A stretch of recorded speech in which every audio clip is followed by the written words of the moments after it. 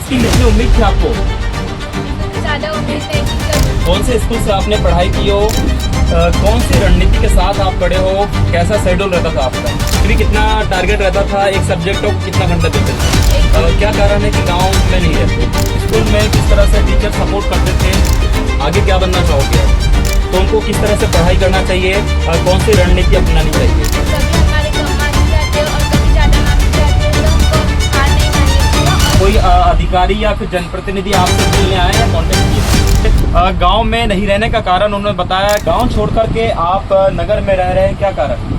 कितना विश्वास आपको था कि जानवी ये कमाल कर लेगी? आपने कभी कल्पना की थी, उम्मीद की थी कि बेटी ऐसा कर पाएगी? ये कैसा मैनेज करते हो? आप अकेले करते हो कि कोई आते हैं? गाँव क्यों छोड़ दिया आपने? हाल ही में माध्यमिक शिक्षा मंडल भोपाल ने 10वीं और 12वीं बोर्ड कक्षाओं के परिणाम की घोषणा की है, जिसमें बालाघाट जिले के लांजी तहसील के वनांचल ग्राम, जो कि मुख्यालय से काफ़ी दूर है, जहां पर आने जाने में काफ़ी परेशानियों का भी सामना करना पड़ता है। ग्राम पंचायत नेवरवाही के कोडप्पा में वो रहती है, उनका गांव है, लेकिन आने जाने में काफ़ी परेशानियों का सामना करना पड़ता है। इस कारण से वो लांजी में एक छोटे से मकान में किराए से रहते हैं। उनका मकान आप देखेंगे, आप हमको दिखाएंगे कि किस तरह से कितना छोटा सा मकान है, किन विषम परिस्थितियों के बावजूद वो मेहनत की, पढ़ाई की और आखिरकार सफलता उन्होंने हासिल ही कर ली। देख सकते हैं कि हम अंदर एंट्री करते हैं, अंदर आ सकते हैं हम? तो देख सकते हैं उनका पूरा परिवार इस वक्त मौजूद है। एक छोटा सा कमरा है, सबसे पहले एंट्री के छोटा सा कमरा दिख रहा है। ये मुश्किल से 8 बाई 6 का कमरा है। ये देख सकते हैं कि इनके यहाँ माता जी कुछ सिलाई कढ़ाई का काम करती है, और बहुत छोटा सा कमरा ही है सामने। और पीछे तक जब हमने नज़र घुमा रहे हैं तो पीछे भी छोटा सा ही घर है। इस छोटे से घर में रह करके वो किस तरह से उन्होंने संघर्ष किया, किस तरह से पढ़ाई की और अपनी लगन के साथ उन्होंने इस मुकाम को हासिल किया है। 10वीं कक्षा में 99% हासिल करके 6वां रैंक उन्होंने प्राप्त किया है। इसलिए आज कलेक्टर साहब ने बालाघाट में उनको उनके परिवार के साथ सम्मानित भी किया है। हम उनसे चर्चा करेंगे, जानेंगे कि किस तरह से किन परिस्थितियों का सामना उनको करना पड़ा और किस तरह से उन्होंने पढ़ाई की, क्या कौन सी रणनीति के साथ उन्होंने पढ़ाई की, किस स्कूल में पढ़ाई की और आगे वो क्या करना चाहेंगी, उनका सपना क्या है। किराए के मकान में रह रही जानवी ने एमपी में टॉप की है, 6वां रैंक उन्होंने हासिल की है 99% के साथ। तो इस वक्त मौजूद हैं, हम उनसे चर्चा करेंगे, जानेंगे कि किस तरह से उन्होंने पढ़ाई की, मेहनत की और कौन सी रणनीति के साथ आगे वो बढ़ेंगी। जानवी, सबसे पहले तो आपको बहुत बहुत बधाई हो। Thank you sir. आपने पूरे प्रदेश में 6वां रैंक हासिल किया 10वीं कक्षा में, इसकी कितनी उम्मीद थी आपको? मेरे को तो ज़्यादा उम्मीद नहीं थी। जब रिजल्ट आया तो मुझे बहुत खुशी हुई। अच्छा, जब रिजल्ट आया तब आप क्या कर रहे थे? जब रिजल्ट आया तो मैं तो कोचिंग क्लास में ही थी, क्योंकि मैं अभी जेई की कोचिंग कर रही हूँ फिलहाल, तो इसलिए मैं कोचिंग क्लास में ही थी। तो जब रिजल्ट आया तो हमारे सर का फ़ोन आया तो मुझे बहुत खुशी हुई और यकीन नहीं हो रहा था कि इतना अच्छा रिजल्ट आएगा। कौन से सर का फोन आया था? हमारे स्कूल के प्रिंसिपल मोरखेड़े सर का हमारे फ़ोन आया था। कौन से स्कूल से आपने पढ़ाई की हो, अब शुरू से लेकर के अभी तक? स्टार्टिंग में मैं नर्सरी से 8th तक की राजभारती स्कूल में पढ़ी और फिर 9th और 10th मैंने साकेत पब्लिक स्कूल से किया और 11th 12th में मैं वहीं से करने वाली हूँ और आगे मैं जेई की तैयारी कर रही हूँ टर्टल एजुकेशन अभ्यास से। कौन सी रणनीति के साथ आप पढ़े हो, कैसा शेड्यूल रहता था आपका?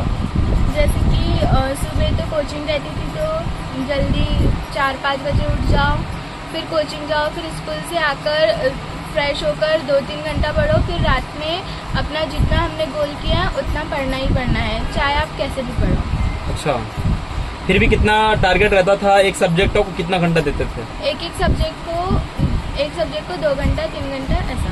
क्या आपने पहले से प्लान तैयार करके रखे थे कि हमको एमपी में टॉप करना है मुझे करके? जी सर, पहले ही से था? पहले से ही था। परिवार में जो बाकी मम्मी पापा हैं और किस तरह से सपोर्ट आपको करते थे? हर तरीके से सपोर्ट किया है मम्मी पापा ने तो, और कभी रोका टोका नहीं कि आपको ये नहीं करना है, वो नहीं करना है, ऐसा हर तरीके से पढ़ाई में और हर चीज़ में मेरे को सपोर्ट मिला है।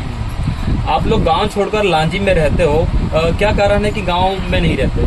गांव में सड़कें अच्छी नहीं है और ट्रांसपोर्टेशन के साधन वगैरह नहीं है। आने जाने में बहुत दिक्कत है। जैसे कि कभी बरसात के मौसम में पुल वगैरह है तो वो भी उफान पे आ जाता है, तो आने जाने में बहुत दिक्कत होती है, जिसकी वजह से। और स्कूल भी गांव पे अवेलेबल नहीं है 12th तक के, इसलिए हमको यहाँ पर आना पड़ा।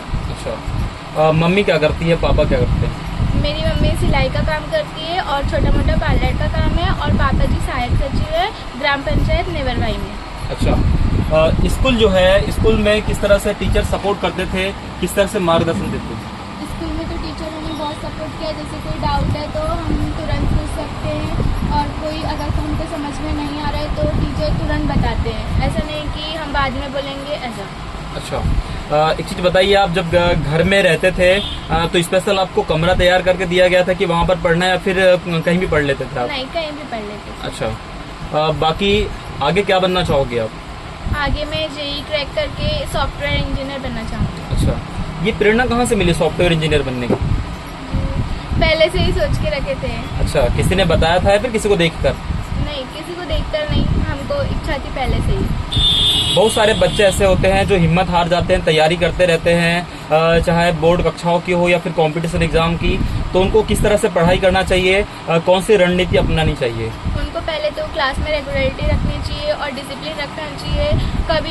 कभी हमारे कम मार्क्स भी आते हैं और कभी ज़्यादा मार्क्स भी आते हैं, तो हमको हार नहीं माननी चाहिए और अपनी पढ़ाई कंटिन्यू रखनी चाहिए। इस दरमियान कभी आपको ऐसा कोई मुश्किल दौर आया जब आपको लगा होगा कि मैं नहीं कर पाऊंगी, ऐसा कुछ? नहीं, ऐसा तो नहीं लगा मुझे। अच्छा, ऐसा नहीं लगा। प्रदेश में आपका 6वां रैंक लगा है, क्या कोई अधिकारी या फिर जनप्रतिनिधि आपसे मिलने आए या कांटेक्ट किए थे? नहीं, कोई भी नहीं आया। कोई नहीं आया? नहीं। तो देख रहे हैं, ज़्यादातर ये होता है, हम देखते हैं कि कहीं पर भी कोई प्रतिभा यदि वो स्टेट में यदि टॉप कर ले या फिर रैंक उनको लगे, तो वहाँ के जनप्रतिनिधि और अधिकारी तुरंत उनसे कांटेक्ट करते हैं, मिलते हैं, उनको बधाइयाँ देते हैं। लेकिन जानवी ने बताई ये वनांचल ग्राम की है, लेकिन अब तक ना इनसे कोई जनप्रतिनिधि मिलने आए हैं और ना ही कोई अधिकारी। हालांकि कलेक्टर साहब ने इनको खुद बुला करके सम्मानित जरूर किया है, कुछ प्रमाण पत्र और मेडल्स यहाँ पर रखे हुए हैं। तो देख रहे हैं, जानवी से हमने बात की, उन्होंने बताया कि किस तरह से गांव में नहीं रहने का कारण उन्होंने बताया कि सड़कों की हालत ठीक नहीं है, बरसात के दिनों में आवागमन बाधित हो जाता है। इसके अलावा आने जाने आवागमन के साधन भी वहां पर नहीं है।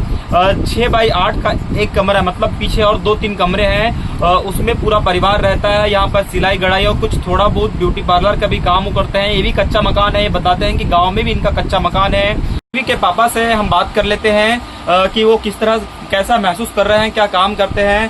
सर, आपको बहुत बहुत बधाई हो। धन्यवाद जी। क्या करते हैं आप? सर, मैं ग्राम पंचायत नेवरों में ग्राम रोजगार सहायक के पद पर पदस्थ हूँ। कब से हैं? सर, ये 2012 में नियुक्ति हुई मेरी। 2012 से पहले क्या करते थे? इससे पहले सर मैं खेती का काम करता था और कोई काम नहीं था मेरे पास। गांव छोड़ करके आप नगर में रह रहे हैं, क्या कारण? सर, गांव छोड़ के नगर में रहने का एक ही पर्पस था कि बच्चों की शिक्षा के ऊपर मुझे ज़्यादा फोकस करना होता था। तो उस टाइम में भी 10 साल होने लगे मेरे को लांजी में रह करके। उस टाइम में यहाँ बच्चों को पढ़ाना लांजी में वो अवेलेबल नहीं था कि मैं किराए में रख करके छोटे बच्चों को रख सकूँ। और 2-3 मार्शलें चलती थी, तो मार्शलें सुबह 8 बजे से होकर के 10:30 बजे तक मुश्किल से स्कूल में पहुँचती, जिसके दौरान बच्चों की पढ़ाई में बहुत दिक्कत होती थी, हमको आने जाने में बहुत असुविधा होती थी। तो मैंने मन बनाया कि नहीं, बच्चों को भविष्य बनाना है तो मुझे लांजी में रहना पड़ा। जो बच्चों का आने जाने का जो गाड़ी का किराया है, वो क्यों ना मैं किराए के रूम में रहकर मैनेज कर सकूँ। इस हिसाब से मुझे यहाँ लांजी में शिफ्ट होना पड़ा बच्चों की भविष्य पढ़ाई के हिसाब से। कितना विश्वास आपको था कि जानवी ये कमाल कर लेगी? जानवी की पढ़ाई का सर एक अलग ही माहौल समझ में आता था मुझे। जब भी वो पढ़ती थी तो बड़ी एकाग्रता से पढ़ती थी, उसको कोई डिस्टर्बेशन नहीं चाहिए होता था।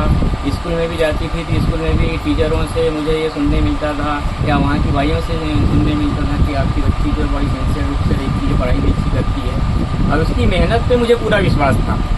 और जब वो स्कूल से यहाँ घर आती थी तो एक अपने डैशबोर्ड में अपना होमवर्क करती थी, तो इस टाइप से करती थी वो किसी बच्चे को ट्यूशन ले रही है, किसी बच्चे को ट्यूशन ले रही। इस टाइप से अपनी स्वयं की टीचिंग उससे सवाल करती थी और उसका जवाब भी स्वयं लिखती थी। ऐसा लगता था कि उसके आजू बाजू में पूरे बच्चे लगे हुए हैं वो ट्यूशन क्लास लेके। उसकी जो पढ़ाई का जो स्तर था अपने आप में एक अलग ही टैलेंट था, तो मुझे उस पर बहुत गर्व महसूस हुआ उस टाइम में।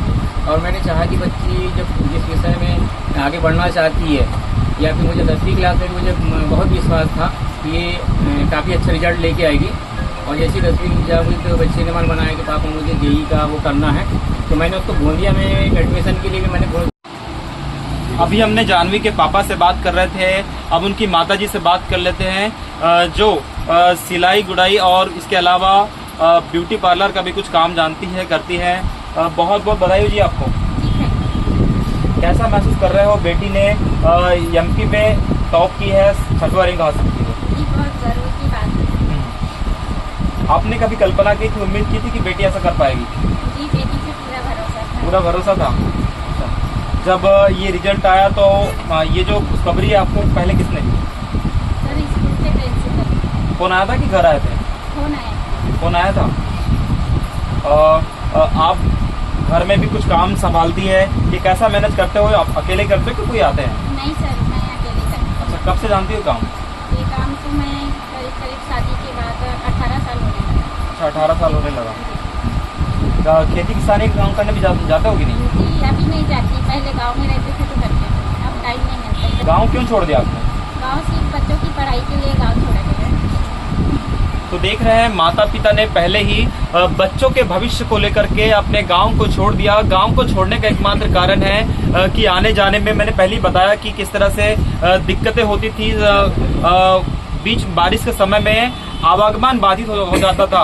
हम आपको एक वीडियो भी आपको दिखा रहे हैं कि ये सर्रा पुल है। सर्रा पुल में बरसात के दिनों में दोनों तरफ से अप्रोच मार्ग बह जाता है, जिसके कारण आवागमन महीनों तक बाधित रहता है। इसको लेकर के कई बार खबरें भी प्रकाशित की गई है, आवाज भी उठाई गई है, लेकिन इसका समाधान अभी तक नहीं निकला है। गांव में उतनी अच्छी स्कूल भी नहीं है, सड़कों की भी समस्या है, ये बच्ची ने बताई है। और देख सकते हैं कि किस तरह से जनप्रतिनिधियों को और अधिकारियों को इस संज्ञान में लेना चाहिए कि गांव में जिस तरह से सड़कों की समस्या आज भी व्याप्त है, आज़ादी के कितने वर्षों बाद भी, तो उनको इसको सुधारने की आवश्यकता है। इसके अलावा यदि कोई क्षेत्र से कोई बच्ची यदि टॉप करे, कोई प्रतिभा यदि आगे बढ़ रहे हैं, तो उनके सपोर्ट में आना चाहिए। जैसे जानवी ने बताया कि कोई जनप्रतिनिधि या फिर अधिकारी अभी तक उनके घर में ना मिलने आए हैं और ना ही कोई संपर्क किए हैं। भले ही देश की मीडिया और जनप्रतिनिधि और बड़े लोग देश विदेश की खबरों को दिखाए और देश विदेश की बातों को करे, लेकिन ये बालाघाट हलचल है। बालाघाट हलचल में हम क्षेत्र और जमीन स्तर के प्रतिभाओं को हमेशा दिखाते रहेंगे और क्षेत्र की समस्याओं से अवगत कराते रहेंगे। इसके लिए आप देखते रहिए बालाघाट हलचल न्यूज।